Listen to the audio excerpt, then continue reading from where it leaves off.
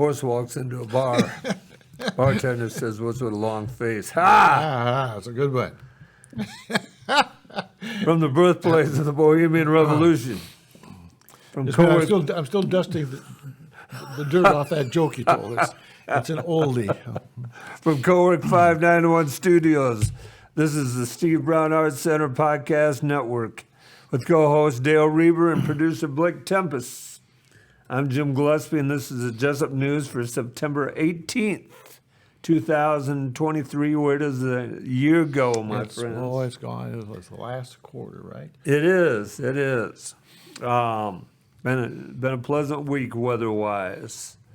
On today's podcast, we talk about winners and losers. We give 3 things you should know. We talk Iowa football.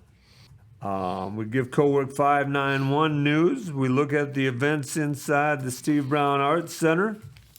We give you the top stories in Jesup. We discuss service and art. Dale talks about the filthy rich politicians out there. The Steve Brown Arts Center is a 501c3 nonprofit organization that has a vision for artists, young and old alike, to have the opportunity to better themselves while helping to build the skills of those around them. We'll be offering community programming starting in Jesup, Iowa, before expanding to the neighboring communities. Programming will include the Community Speaker Series that will showcase existing creatives who reside within the community, as well as the pop-up series that will spotlight and partner with local business to provide opportunities for community engagement. The long-range vision, and with prices of homes going up, it's going to be a real long-range vision, is the House of Rural Artists Residency Program for professional and emerging artists in all areas of the arts and the humanities. Artists will be offered accommodations and studio space in exchange for a contribution of labor and maintenance of the buildings and grounds around them. Dale, it's as always, everybody, all our listeners like winners and losers. Do they really? They do. Okay. They do. So let's go to winners and losers right away. All right. I was impressed by this. My winner is a man named Frank Rubio. Do you know who that is? Frank Rubio, that name, I'm thinking Rubio, the politician down in Florida, but that's not the same guy. No. Okay, Frank Rubio is the longest serving U.S. astronaut in space. He just set the record for the United States astronauts at 355 days. And before he comes down, he'll be at 371. So he'll be the first one to spend a continuous year, more than a year, in space. That is amazing. Yeah. And NASA administrators, Bill Nelson, said Rubio has paved the way for future generations of astronauts because they will see that and know it can be done. And the way we're treating the Earth, I think space may be the future for humanity. But anyway, I thought that was a fantastic and amazing. And you say, okay, great job, Frank Rubio and everything, but he was only supposed to be up there for 6 months. But then the spacecraft had a leak in it that he was supposed to come back in. And so they jury-rigged it up and they sent the spacecraft back with nobody in it. And so then he had to stay up an extra 6 months before they got back up again. So it wasn't exactly a heroic thing on his part, just an accident. But still, he toughed it out. So he did it. Amazing. Yeah. So over a year in space. You ever see the space station in the sky at night? You ever look for it? Many years ago, I have not for a long time, but yeah. I mean, every once in a great while, Yeah. I'll look for it. Yeah. I live in an area dark enough that things are pretty bright at night. No, sometimes the weather report on Channel 7, the guy will talk about when you can see the space station go over. And so I remember looking for, was it Telstar and some of those early ones way back when they first started putting things in space. What a fantastic thing that was to think you could get some of that heavy off the ground. Amazing. That was always talk about old jokes that Khrushchev was visiting Washington, D.C., and he looked at the Washington Monument and said, "You'll never get it off the ground." All right. Well, my winner is an organization over in Independence, Iowa that's been real kind to the Steve Brown Arts Center. It's called LACES, the Local Arts Comprehensive Educational Strategy. It was developed throughout Iowa a number of years ago, and this organization has sponsored a number of things for the Steve Brown Arts Center in the last year or so. They are remarkable. They sponsor music at the farmers market for the second Saturday series, and they are sponsoring one of our events at the Frank Lloyd Wright House, October 8th, that we're doing there. Something that both of you or our audience will be, I'm sure, would be interested in. But they're my winners. Okay. And your losers, Mr. Rueber. Well, I chose world peace. Putin and that North Korean leader Kim Jong-un are meeting, and it sounds like there's going to be a huge arms deal. And did you ever think that North Korea would have more military hardware than Russia does? But Russia has gone through theirs, and North Korea has been stockpiling for years, and they use Russian I call blueprints or whatever to make their weapons, and so they're compatible with what Russia is using. And so it sounds like what they're looking for is Russia is going to send North Korea is going to send a whole bunch of weapons to restock Russia's armory, so they can continue their war in the Ukraine. And Russia is going to give North Korea missile technology so that they can possibly send missiles as far as, or something like that. And so it looks to me like it's kind of scary that a man like Kim Jong-un would get that kind of technology, because I think he would use it. You know, I think it's crazy to me how there are 10 people in this world probably that on their own could just destroy so much without asking anybody's by your leave. And so I was kind of upset to see that deal, especially, and this is controversial also, but there's a move by some congressmen to not fund Ukraine anymore. There are at any one time over 30 wars in the world going on at one time. Yeah. The majority of those on the continent of Africa. See, I shouldn't talk because I can't remember the name of the country, but there's like 400,000 refugees going over the border into another country that can't afford to take care of them, but they have no place to go because of the fighting and the killing that's going on in their own country. And seemingly no one has any regard for just the regular guy that wants to, it's just all about power more than anything. So the West has taken advantage so much of the continent of Africa and the countries in Africa. They are in natural resources. They may be wealthier than the North American continent. Yeah, I've heard that. But the problem is that the West has grafted and stolen and killed its way to take care of it. Yeah. So, well, my losers are Oregon State football team and Washington State football team. They are both from the Pac-12, and this is the final year, the final season of the Pac-12, as many of those schools have been sucked into the Big Ten and other conferences. But Oregon State and Washington State are colleges without a home. And it's amazing because both of those schools this year have great football. Washington State beat Wisconsin this last Saturday, and Oregon State defeated someone in the SEC. Okay. But the Pac-12 is deep into debt right now, so they're breaking up. But the losers are Oregon State and Washington State. So the Big Ten next year will be literally coast to coast, right? From, It will, Yeah, all the way yeah. across. And it'll be interesting how they divide them up into conferences or leagues or whatever they decide to do. But yeah, I don't know. There's such a thing as getting too big, especially if you have 16, 18 teams and you're still called the Big Ten. Yeah. And so Yeah. Exactly so. I remember when was Penn State team number 11? Yeah. I think it was. And they were trying to think of a new name for the conference with 11 teams. And the best one I ever saw was the Big Ten and Northwestern. Yeah.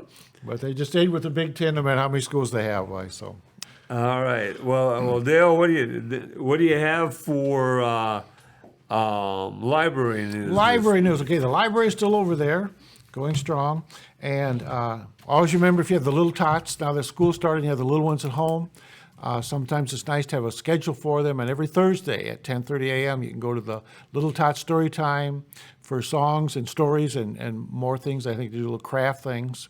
So if you have the Little Tots, that's a nice thing to kind of break up your week. You do that every Thursday. Plus the kids get a lot out of that. The Spice Club is still going. Remember what it is? No, nothing that so it's ground fennel. Remember we had Blake looked that up last time. Right. You got it. Okay. Monday, well, if you hear this by 1 o'clock, will they? Yeah. Okay, Yeah. they're finding Chica. Mitch Albom, he wrote Tuesdays with Maury. The book club will meet Monday, September 18th. You can still get that because I think my wife just picked up hers today. So Chica June was born 3 days before the devastating earthquake that decimated Haiti in 2010. Chica was brought to the Have Faith Haitian Orphanage that author Mitch Albom operates in Port-au-Prince. This is an intimate and heartwarming memoir about what it means to be a family and the young Haitian orphan whose short life would forever change his heart. So, Monday the 19th? That's Tuesday, right? Yep. Okay. Tuesday the 19th. So, I think it must be Tuesday, September 19th. They're closing at 4:30 for staff development. So, and they apologize if that inconvenienced you in any way. Tuesday, September 19th, they have it right down here. At 3:30, they're having Kids in the Kitchen. And kids can try their hands at making easy after-school snacks. Dirt pudding cups are on the menu for this month.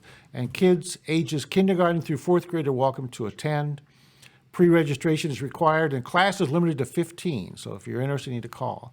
And the snacks may include nuts, gluten, and/or dairy, so plan accordingly. And it's called Tiny URL is the website. And I'm not sure, we should ask them what that means, because it used to be the Jesup Public Library. I don't know. JPL Dirt Cups, okay. Monday, September 25 at 1 p.m., Book Club, The Next Chapter, Four Best Friends. Okay, that's the name of it's a movie, and the name of the movie is Book Club. I was confused for a second. Four best friends, Diane Keaton, Candice Bergen, Jane Fonda, and Mary Steenburgen, take their book club to Italy for the fun girls trip they never had. When things go off the rails and secrets are revealed, the relaxing vacation turns into a once-in-a-lifetime adventure. And it's rated PG-13, and it's an hour, 48 minutes, free popcorn and water. They're still doing the 1,000 Books Before Kindergarten program, designed to be simple and encourage making reading a daily habit. So if you get your kids reading before they go to kindergarten or interested in books, there's a lot they can learn about books. Even just that left to right stuff is very important. You got to start that somewhere. And so 0 to 5, you need to get them involved with this. And then also, they're still looking for more partners to support the Dolly Parton Imagination Library.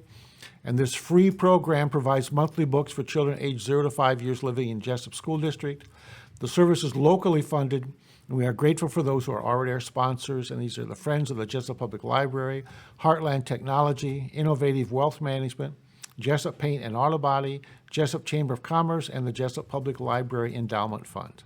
And if you or your business would like to partner with us, please contact the library. Okay? Thank you. You're welcome. Thank you.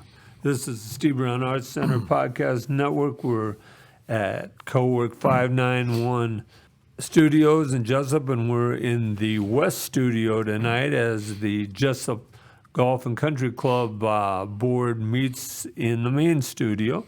I'd like to talk next about the Iowa football. They play football? They in Iowa? do. Oh, all They right. do. Iowa is 2-0, but as of late, Iowa has become a laughing point to the national media for many reasons. Most recently, Brian Ferentz, the head coach's son, he is the offensive coordinator, and the offense or the team must score 25 points a game. Right now, they're down 3 points after two. So after two games, No, they were down one after the first game. they were down one, and then they were down two after the Iowa State game, I believe. Okay, I thought it was more than that, but I thought, okay. Okay. They scored 23. There were 23 total points in that game. I see, 20. Or 30 or 20. They scored The 20. offense scored, yeah. but, Well, I don't mean, mean- yeah, that's but all I right. think it's more like 6 they're down, 5 or 6, Yeah, because I keep track of that. because they have to score On average, 25.6 At the end of the season. the rest of the games. Yeah. To do that. But I read an interview by Brian Ferentz, and he doesn't get too excited. He doesn't read very much of the social media, but things have been going wrong in the Big Ten a lot lately. Not just with Iowa, but with the rest of the Big Ten. PJ Fleck is under investigation for running a bad culture in his program at Minnesota. Just this week, Mel Tucker at Michigan State is under investigation for doing something inappropriate there. He called they had a rape counselor kind of Yeah. lady in there, and he called her, and Yeah. it was not very appropriate. Yes. Yep. Pat Fitzgerald was fired at Northwestern this summer for allowing hazing to go on at Northwestern. Yep. Jim Harbaugh ended up suspending himself for 3 games. He says for buying cheeseburgers for his players. I mean, that would probably be the least of them. But you go back to Iowa, and before you think I'm judging Coach Ferentz, I'm talking now the head coach, Kirk Ferentz. Here's what's been happening. Most recently, the Iowa gambling scandal took place, in which players bet on their own, or they bet college football, which they can't do, and I'm sure that's taking place all over the country, but Iowa and Iowa State have went through that. Somebody's after Ferentz. Chris Doyle, the Iowa weight coach, was fired here about 3 years ago for being racist. And then a group of African American young men brought a suit against the university for the football team. The suit actually said overseeing racially discrimination program. Ferentz has a $42 million buyout if they wanted to fire him. Okay. So, and Mel Tucker has an $82 million buyout right now. So that's why they're taking their time out at Michigan State to fire him. But the issue is not that Ferentz is a bad coach. He's, last year they won 10 games. Yeah. They year after year they have success, but they play slow down wow. game. Ferentz' son, you can't blame him. You go back, the offensive coordinator before him was Kendall Keefe. He was former Texas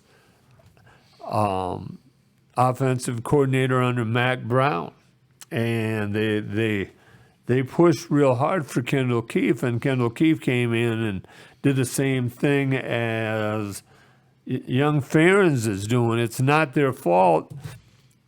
Coach Kirk Ferentz doesn't want a fast game. He wants a slow game. He wants a low score. He wants a one-possession game at the end of the game so that if they're down one possession, they can tie the game. Yeah. Or they can win the game. And so here's the issue, and I'm not saying we need to fire Coach Ferentz. Be careful what you want. You might get it. We go out and we hire somebody else. They may come in and run the run and shoot of football, like Mike Leach. I'm a big Mike Leach man now. That's what Coach Prime is doing out of Colorado. He's running the run and shoot out there. They threw 47 times against Nebraska the other day. Be careful, because we could throw 47 times and lose 50-14 over and over. We've got one of the best defenses, and as I say, I always remember my dad would say, "What do you got, a turd in your pocket or what?" So it's not we, but the Iowa team is having a lot of success, and Ferentz won his 200th game against Iowa State. Too bad, Iowa State fans. This past Saturday. So I would not run Coach Ferentz out. I guarantee you by the end of this year, Brian Ferentz will still be there as the offensive coordinator. Oh, you think so? Yes, it will. I saw a thing last year when the women's basketball team was doing so well. And the little thing says, "Who's the only person that could stop Caitlin Clark from scoring?" Had a picture of Brian Ferentz. So, well, that's the Michael Jordan his senior year scored 21 points, 20.5 points a game, and the old joke there was who was the best defender in the country, and it was Dean Smith, his head basketball coach at North Carolina. Holding him back. Yeah. So you're right. I like that joke. Yeah. So, I don't know. After this kid this week, maybe just was suspended for the rest of the year. I should have wrote his name down, from Iowa for gambling. And he never gambled on football. He never did anything illegal, ever. It was all legal and above board, everything he did. But the NCAA denied his appeal, and he is out for the year. And this is his last year of eligibility, so technically he's out forever. He's not playing football. And as much as they're pushing gambling, all the sports are pushing gambling because a lot of people, they don't like basketball, but they like to bet on basketball or bet on anything. So right. That gambling thing is more. And so I think there's a lot of sports fans that are really gambling fans, and they are buying into that. And so you can't really blame these kids, I don't think, for doing something that the whole world is being pushed into doing. And what do you say, like $40 billion a month spent on sports gambling in this country? There, like all businesses that succeed, there's copies, and so DraftKings and all of these, and there's getting so many that it's getting scattered about the money. Nobody's getting rich from it. Yeah, so I don't know. It's a crazy world we live in. It is. This is the Steve Brown Arts Center Podcast Network. Dale, tell us about the filthy rich politicians. Oh, there's too much to tell. I cannot tell you all of it, but I see things in the paper, books especially, and so I'll call the library and say, if there's interest, I would like you to purchase this book, and then let me read it. And so I saw a mention of a book by Matt Lewis called Filthy Rich Politicians. Here it is. And they graciously bought it for me and called me and said, hey, it's in. So I have started reading it, and I'm just about a third of the way in. And but I think people think I'm too much of a Democrat. But this man who writes this is a conservative. He's worked for conservative causes, tried to elect conservative candidates, so he's not one of my liberal friends that people accuse me of having. So, but chapter 4 is why the elected get rich. And his thing was, it used to be, especially in the House of Representatives, anybody could get in there if you ran a campaign, you were elected, you go for 2 years or 4 years, and you go home, back to the farm. But he said, now you have to be rich just to get started, because most people can't afford to take 2 years off to campaign full-time to get elected. But if you're wealthy and your family has money, then you can do that sort of thing. And he says, so it's the rich are getting elected to Congress and the Senate, and while they're in there, they all are getting richer. And I thought I would talk about one way, and I may come back to this book again, but one way that people get rich, and this is for Nancy Pelosi, okay? So Nancy Pelosi is very rich. She and her husband are worth over $115 million in 2020. And so she's Speaker of the House. She makes more than if she's just a member of the House. So her salary has fluctuated between 2007 and 2022, depending on whether the Democrats were in power or not. But this says if she was paid between $193,000 and $223,000 those years.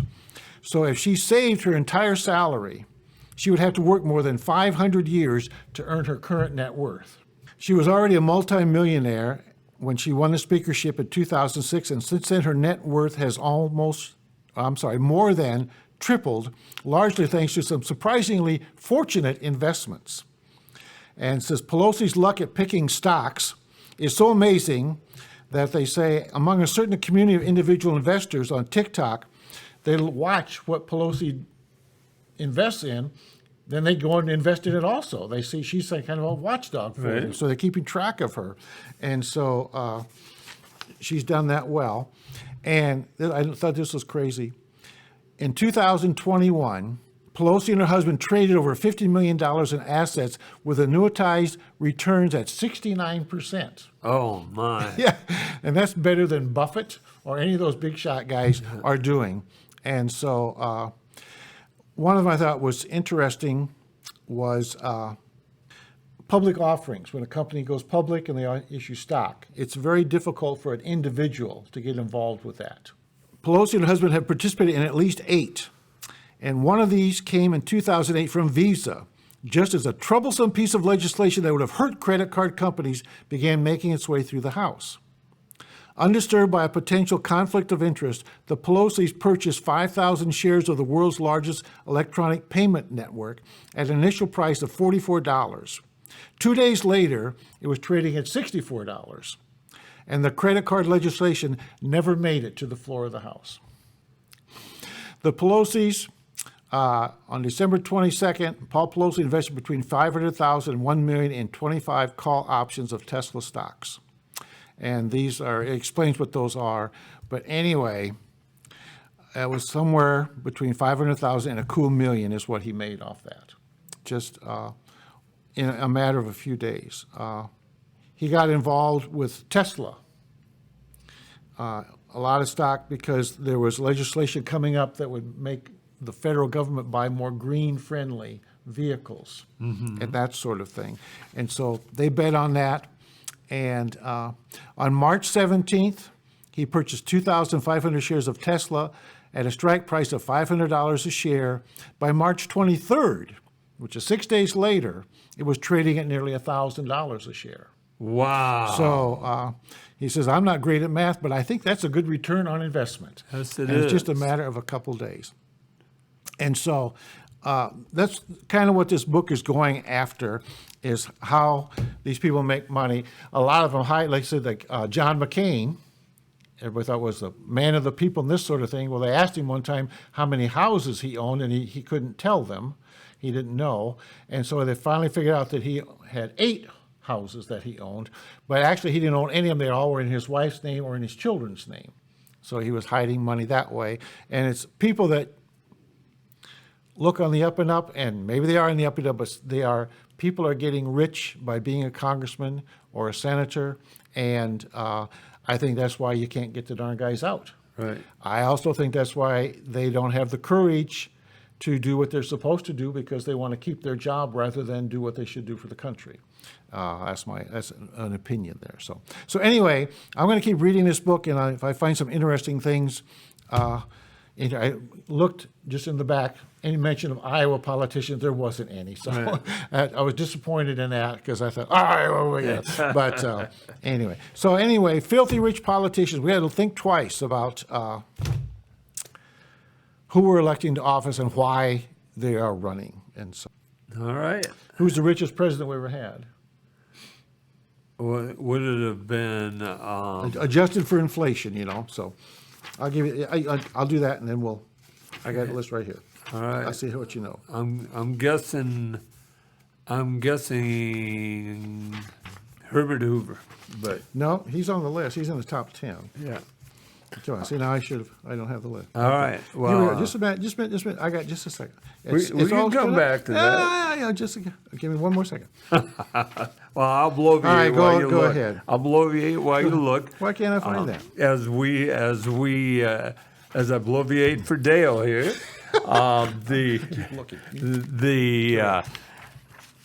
we have the Steve Brown Arts Center has a pretty neat event this week. I along with others have been getting ready for a show of Mort Donnelly, who passed away in 2004. He was a longtime resident of Jesup, and we are showing Mort's art at the Jesup Public Library this Friday night. I'm so excited to do that. As a matter of fact, just before I came to the studio, I met with Nick Donnelly, Mort's oldest son, and he had brought in several of Mort's work. I didn't realize Mort had painted. He brought in a painting.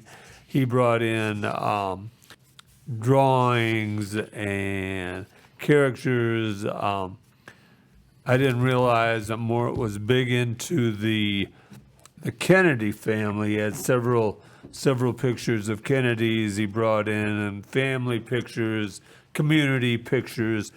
So this Friday at the public library, and I realize this doesn't come out till Monday, but I've had such a great time talking to Glenda Trower, Mort's sister, and excuse me, Gloria Donnelly, Mort's sister-in-law, working with Nick Donnelly, Mort's oldest son, as we prepare for this art show, where I have Steve's food truck there. Mort's neighbor, Carter Rout, is going to be playing the piano that night. So I'm just excited. Dale, I bloviated. All right. Did you find it? Yes, I did. It wasn't in the front, it was in the back. Okay. All right. So, who do you suppose the richest president we ever had? Well, I guess Herbert Adjusted Hoover. for inflation. Okay. If it's not Herbert Hoover, it's Herbert Walker Bush. Nope. Who is it? Donald J. Trump. Ah, okay. 3.1 billion. And how about number two? I'll give you the list. Number two, I will say Teddy Roosevelt. Nope. Okay. Number 10 was Bill Clinton. Boom. 75.9 million. Herbert Hoover is number 9 at 83 million. Lyndon Johnson, 109.3 million, though they say most of that was from his wife's family, is what they said. Okay. James Madison, the fourth president, was 113.3 million. So That's remember, that is adjusted to modern numbers. yeah. He didn't have that, but yeah, just adjusted for inflation. Andrew Jackson, number 6, and you might remember, he's the one that did the Trail of Tears. Yeah. And got the Cherokees out of that land, and he made a fortune off of that land deal. He So, did. Yeah, he became very, very wealthy through that maneuver that was so tragic. That's number 5. He was 6. 5 is Theodore Roosevelt. Teddy. Yeah, 139.7. Thomas Jefferson was fourth, and his peak net worth was 236. He was almost broke, I think, when he died, because I think he lost the when he died, they had to sell the land to pay his debts. But he was, I think, I have to go back and read that book again, but I think he was almost broke. But his peak net worth was 236. George Washington, number 3. I think he was the richest man in America when he was president, $587 million. And then John F. Kennedy, his dad had a lot of money. Yeah. And so peak net worth was $1.1 billion. So Wow. it was interesting to read about just a little bit. I'll get off this. But when Trump was 3 years old, his father started paying him like $1 million a month or something. And then as he got older, he got more money. And so to where he was getting like $5 million a month or whatever. So, by the time he got out of high school, he was a very, very, very wealthy man already. So his dad was supposed to be a real SOB, I guess, but he treated him all right, as far as I can tell. So, I wonder if Trump did that for his young son. yeah, I don't know is doing that or not. Yeah. But I remember reading an article in the library in Ypsilanti, Michigan, and it was I don't know what they were displaying, but there was a newspaper article about Coney Island, and Trump's father, and I can't remember his first name now, was had bought some land on Coney Island, was tearing down a Ferris wheel or something, and there's all kinds of uproar about he was a real estate developer, is how he made his money, and what he was doing to Right. this popular attraction just to make more money for himself. So even the father was controversial. This is Steve Brown Arts Center Podcast Network. I'm not sure if you have 3 things that people should know or not. Actually, I wrote them down when you mentioned that. You did. Yeah. Good. Okay. Good. So I'll start. All I'll right, give go you a ahead. break All because right. you just finished. Okay. So I'll begin with my first one is last week when Dale was on assignment on the Sahara deserts of Minnesota. I was going to say I was in the fish museum. I gave health tips, but this year it is mental tips. This week is mental tips. First one is walk into a room like you are Elvis. Love yourself. You spend the most time with yourself. There's no one else you spend more time with than yourself.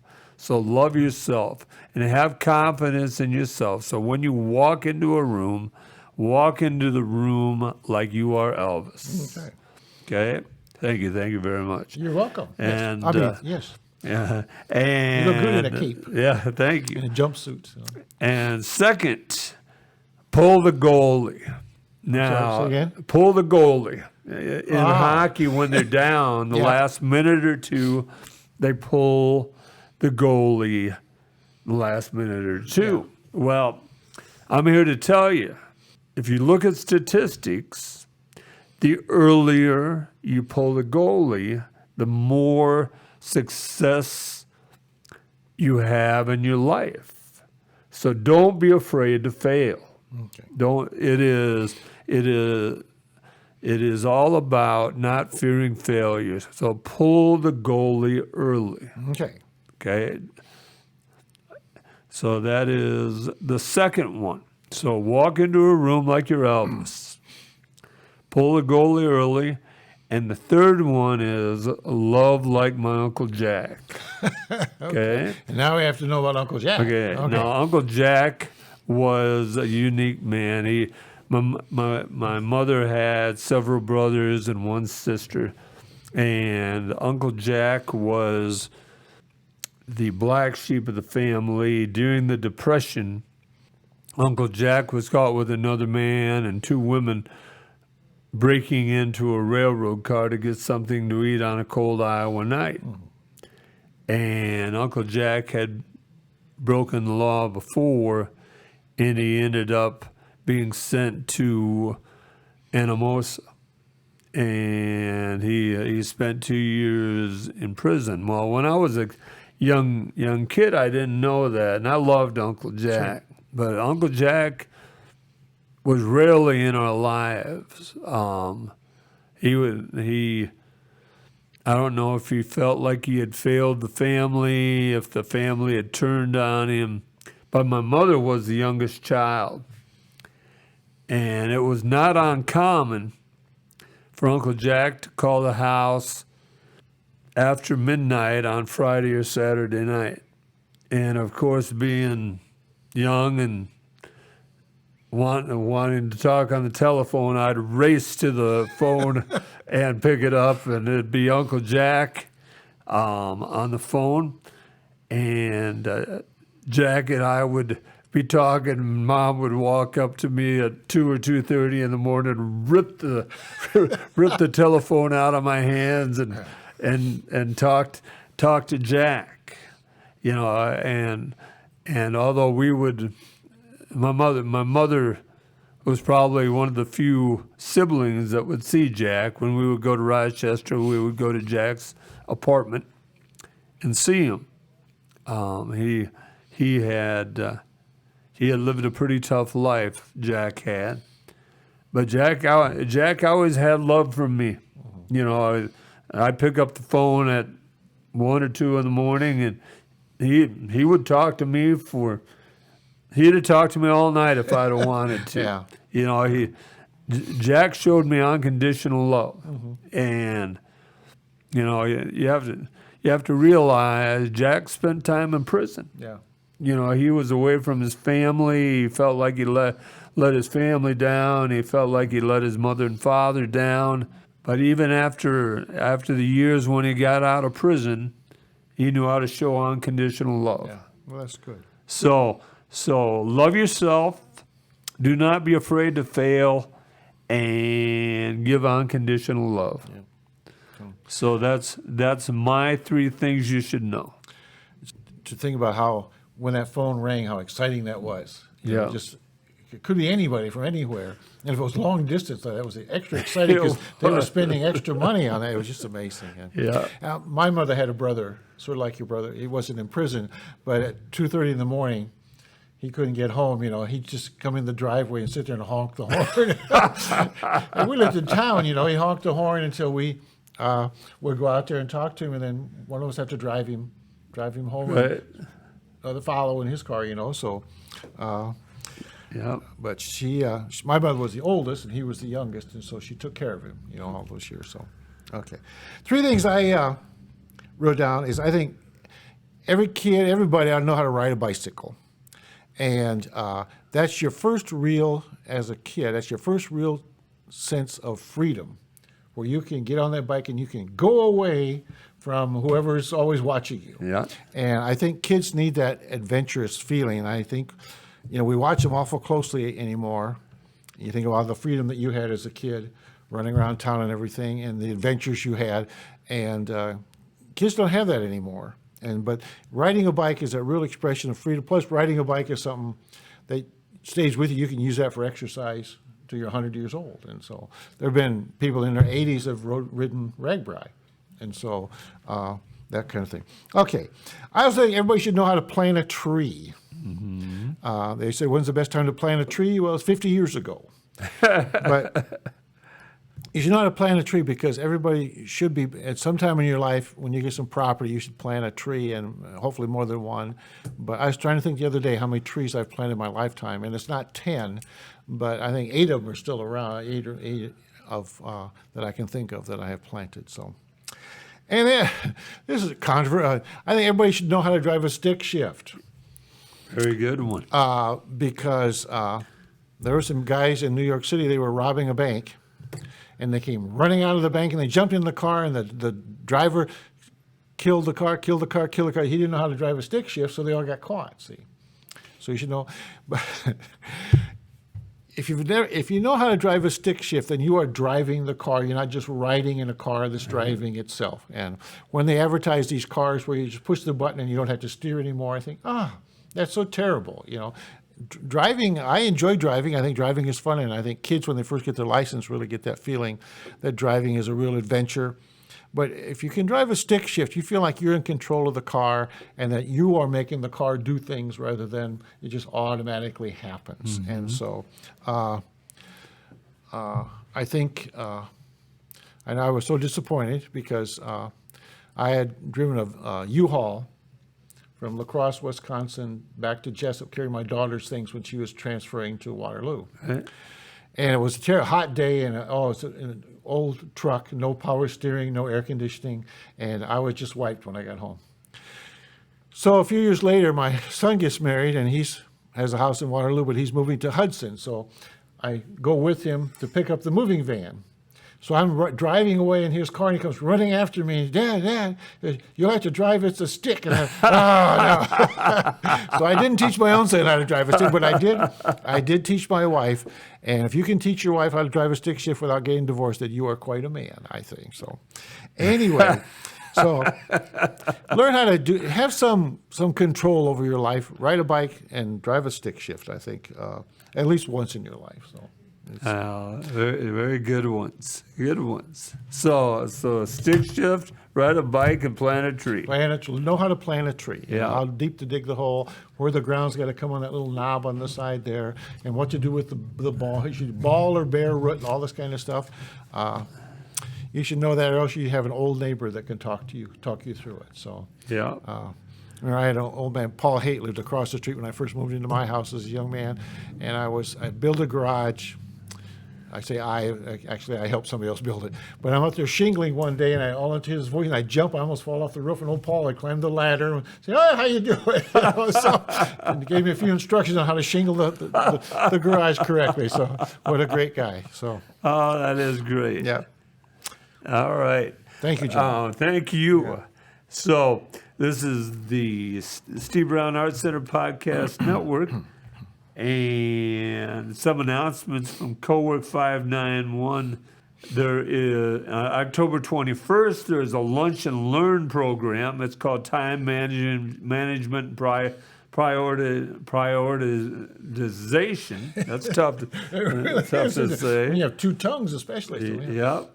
Yep. Dr. Ashley Lang will be here to help us learn how to manage our time and prioritize tasks based on importance. Bring you lunch, free to the public.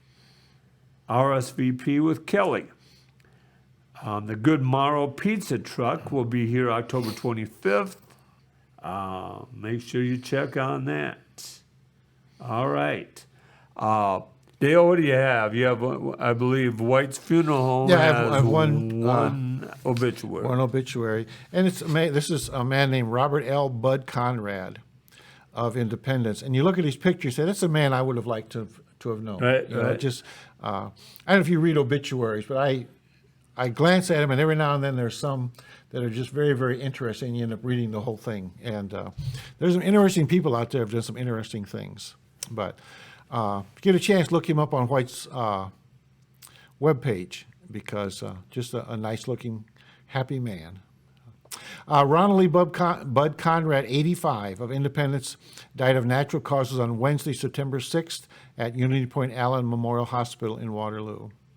And funeral services were on September 11th at Hope Wesleyan Church in Independence with Pastor Bob Solon officiating, and burial was at Mount Hope Cemetery in Independence.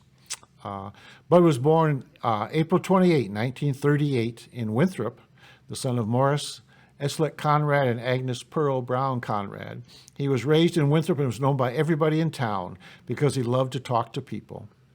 At the age of 10, he started helping his dad at the Texaco station, working after school and on weekends. He graduated from Winthrop High School with the class of 1955.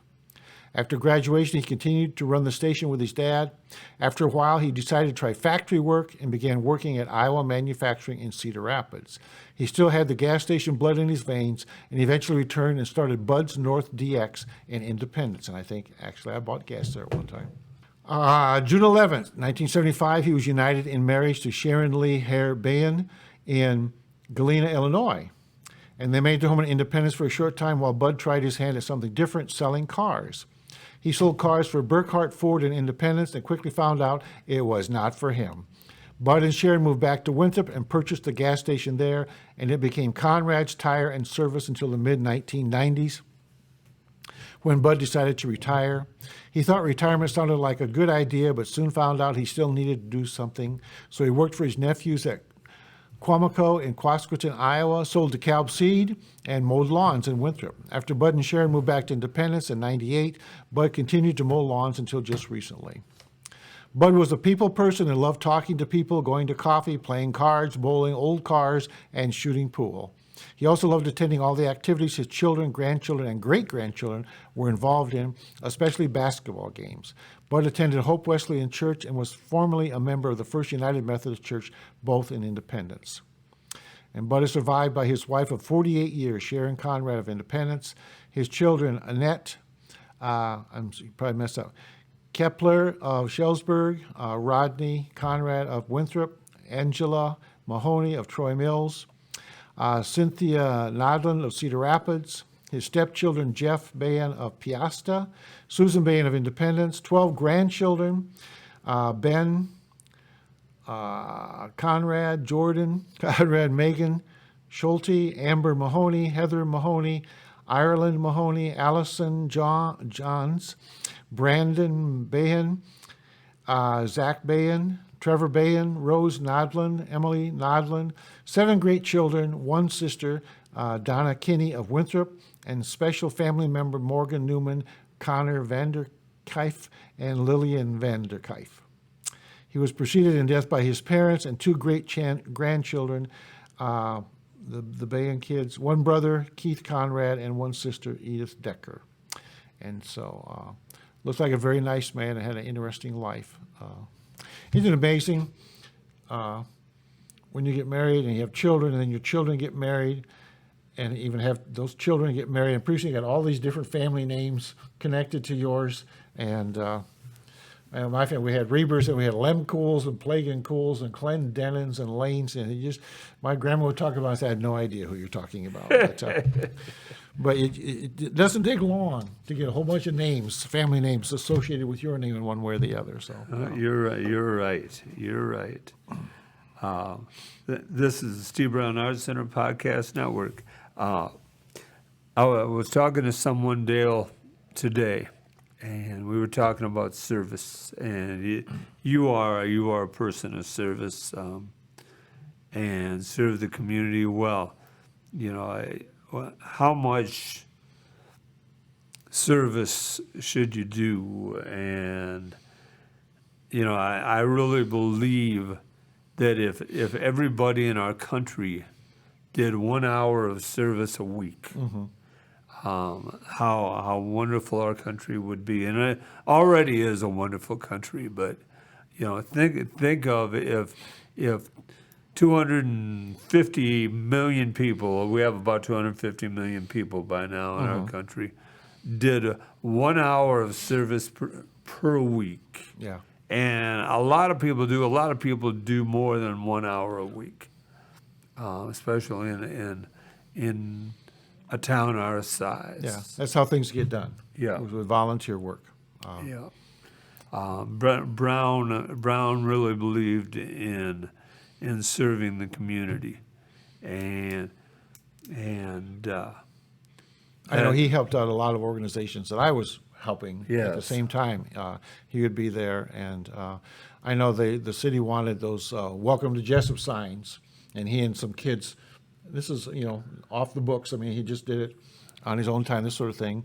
But got some kids, and they painted those signs. I guess there were 3 of them, and he did the original. I don't know the original signs out at the rural schools. Right. They did that, and if you needed some kind of art thing done for your organization, you would go talk to him, and he would make sure either he did it or he and some students would get it done. And so he was more. I never heard him say no to anybody that asked him. And so, yeah, and always had a smile on his face. I mean, it wasn't a grumpy. All right, I'll do it for you. It was. I think he was just happy to use his talent to help out. And so, yeah, he was. So upcoming events at the Steve Brown Arts Center, October 8th at the Cedar Rock near Quaski. Abby Brewer will be having a house concert there, sponsored by Cedar Rock and the Steve Brown Arts Center and Laces. That will be Sunday, October 8th at 4 p.m. She will not only do a concert, but she will present 4 of the preeminent composers of the United States. Not Mozart and the like, Yeah. but U.S. composers. Okay. That's October 8th. Willie Nelson. No. I'll talk about those next week. Oh, okay. All right. And then November 3rd at the Littleton Chatham Historical Society's annual Chili Supper, the Steve Brown Arts Center is sponsoring an art show by Mandy Betts of Owine and Independence. She is not only an artist, but she is a stylist and a tattoo artist as Oh, well. okay. But she also is an artist, and we will be showing her work that night. Okay. We're also working on possibly having some music that night as well at the Chili Supper. That's the Littleton Chatham Historical Society's Chili Supper. We are off, except for the podcasts, in December and January, as families have so much going on during that time that we try to leave those months open for that. Stay tuned for some news next week on some changes in the Steve Brown Arts Center as Maybe in 2 weeks. in 2 weeks, excuse me, 2 weeks. Next week there will be a story from River Road for your Listening enjoyment. listening enjoyment. Thank you. Remember that the Steve Brown Arts Center is a 501c3 nonprofit organization that has a vision for artists, young and old alike, to have the opportunity to better themselves while helping to build the skills of those around them. If you'd like to donate to the Steve Brown Arts Center or have an idea for the event, go to stevebrownartscenter.org and follow the link. If you have news or would like to sponsor us, email us at jim@stevebrownartscenter.org or call 319-290-0241 and leave a message or text that number. I'm Jim Gillespie. Thanks to co-host Dale Rueber, our producers Blake Tempus and Kelly C. Haas at Cowork 591 Studios. Thanks to the audience for bringing these stray dogs into your day, and remember, each day is about little victories. Okay.